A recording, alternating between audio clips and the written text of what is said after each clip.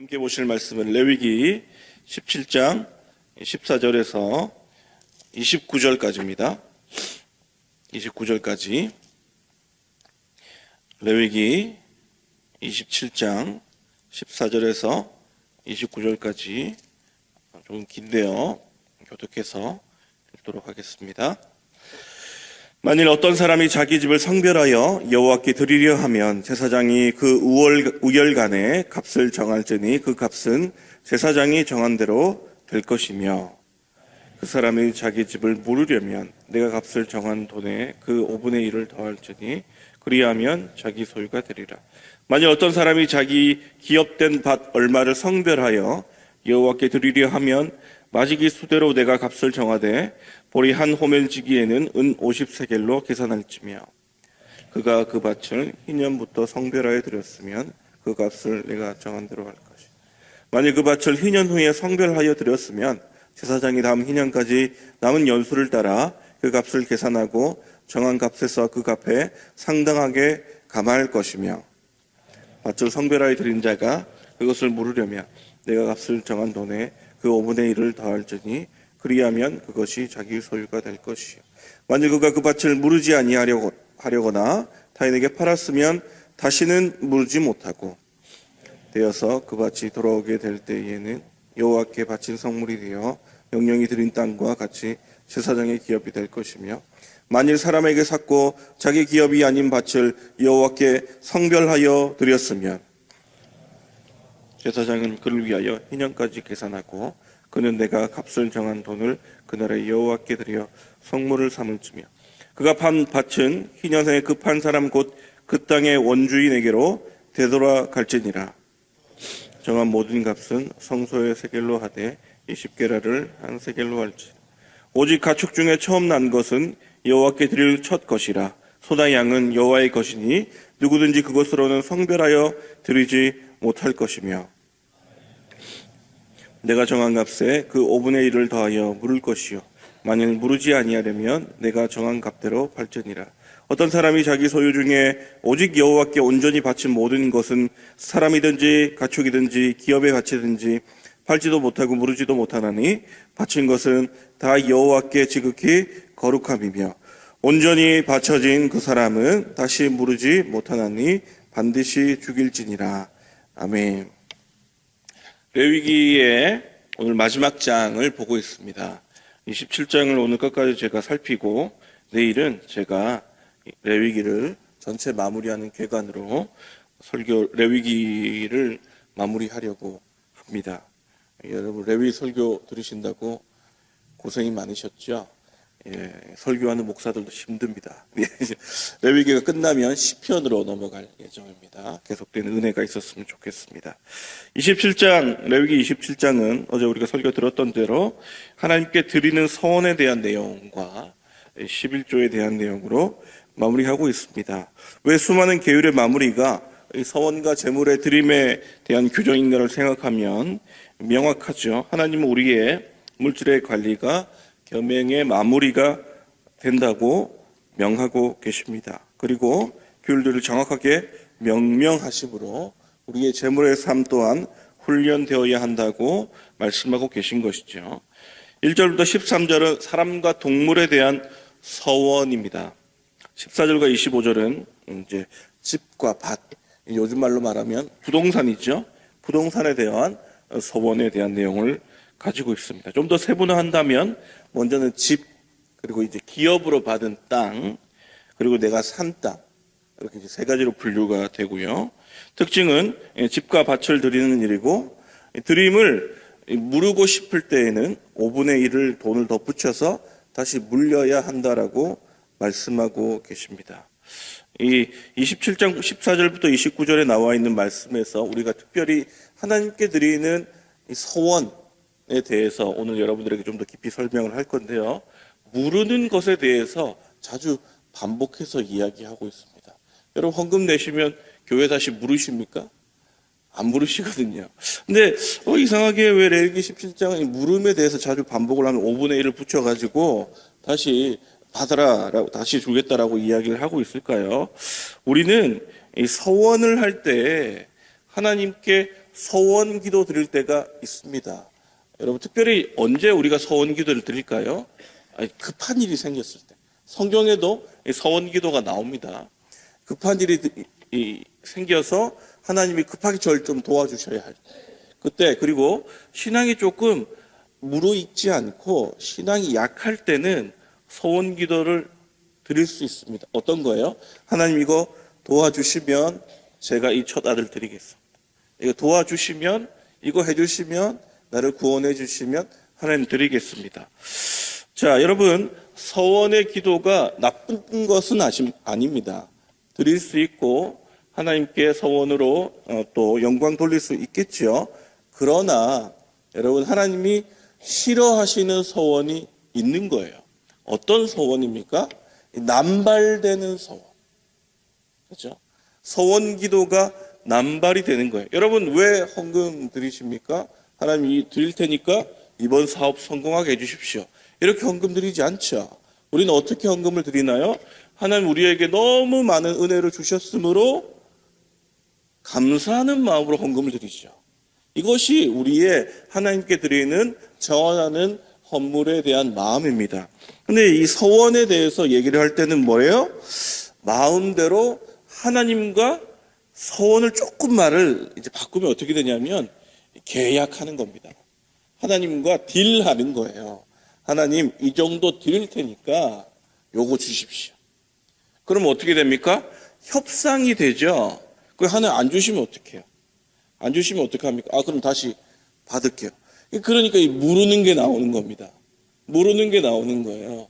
그러니까 왜 자꾸 이 교회에서 성전에서 제사장이 5분의 1을 물러라 라고 얘기하냐면 너 그런 마음으로 하나님한테 뭐 받으려고 드렸다가 하나님 안 주시니까 다시 주세요 라고 얘기하면 그 남발되는 소원을 내가 기뻐하지 않으면서 20%를 더 붙여서 내가 다시 내겠다, 내가 받겠다라고 성전에서 받겠다라고 이야기하고 있는 것이죠. 그래서 여러분 레위기 27장을 볼 때에 5분의 1을 자꾸 붙여가지고 이자를 붙이는 것 같고 막 성전에서 돈을 과도하게 걷는 것 같지만 여러분 그 말이 아닙니다. 그 말이 아니라 오히려 마음대로 그렇게 남발해서 하나님과 딜하듯이 헌금하지 말고 기쁨과 자원하는 마음으로 드릴 때 드리고 차라리 소원을 하지 않는 것이 낫다는 거예요. 전도서 5장 4절 5절을 제가 한번 읽어드리겠습니다. 내가 소원하였거든 갚기를 더디게 하지 말라. 하나님은 우매한 자들을 기뻐하지 아니하시나니 소원한 것을 갚으라. 소원하고 갚지 아니하는 것보다 소원하지 아니하는 것이 더 나으니. 여기서 말하는 우매한 자가 누굽니까? 마음대로 하나님과 거래하듯이 소원을 남발하는 거예요. 서원을 남발하고 감당하지 못하는 서원을 하는 겁니다. 이 심리가 뭐예요? 하나님과 거래함으로 협상해서 결과를 도출하고 더 나아가서 어떻게 됩니까? 하나님을 내 뜻대로 좌우지하려는 마음이 서원 기도에 담겨 있습니다. 그러니까 몹쓸 교만이 숨어 있는 것이죠. 여러분, 그래서 남발되는 서원은 우매한 자가 하는 일이에요. 여러분, 하나님께 소원하지 말고 은혜를 구하십시오. 그리고 여러분 이미 많은 은혜를 받았다라고 고백하십시오. 그리고 그 받은 은혜에 감사함으로 자원함으로 하나님 앞에 드리는 겁니다. 그럴 때에 하나님 우리의 헌물을 기쁘게 받으시는 것이죠. 여러분 그래서 신앙이 성장할수록 서원 기도하지 않습니다. 서원 기도를 남발하지도 않고 서원 기도를 하지 않고 신앙이 성장할수록 내가 받은 게 많은데 어떻게 감히 하나님과 서원하면서 딜할 수 있나. 그저 받은 것에 감사함으로 기도하고 하나님께 드리는 기도의 사람이 될 수 있는 것이죠. 그래서 여러분 서원에 대한 내용, 밭을 드리는 내용, 또 다른 이의 밭을 사서 희년에 돌려줘야 할 땅을 서원한 내용을 장황하게 설명하고 있습니다. 차라리 남발하게 서원하지 않고 정확하고 겸손한 마음으로 하나님께 확실한 드림을 할 때에 하나님은 그 드림을 기쁘게 받으신다는 거죠. 그래서 여러분 25절까지는 서원의 규례를 이야기하지만 26절부터는 무엇을 얘기하냐면 온전한 하나님의 것이 누구의 것임을 분명하게 이야기하고 있는 것입니다. 우리 26절 말씀 같이 한번 읽어보도록 하겠습니다. 한 구절인데요. 같이 읽겠습니다. 시작. 가축 중에 처음 난 것은 여호와께 드릴 첫 것이라. 소나 양은 여호와의 것이니 누구든지 그것으로는 성별하여 드리지 못할 것이며. 무슨 말입니까? 가축 중에 처음 난 것, 초태생, 장자, 그건 네가 드리려고 따로 마음 먹는 것이 아니라 원래 누구 거예요? 하나님 거예요.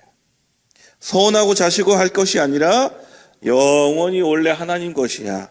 또 28절, 29절에는 영원히 하나님께 헌납할 성물 헤렘에 대해서 얘기하고 있는 것이죠. 여러분, 헤렘은 무엇입니까? 하나님의 것으로 완전히 기속됩니다. 그 앞에 있는 서원을 얘기하면서 마치 하나님과 딜하면서 무언가 드리고 받는 것처럼 얘기하지만 사실은 뒤로 가면 갈수록 뭘 얘기해요? 모든 물질은 하나님의 것이다.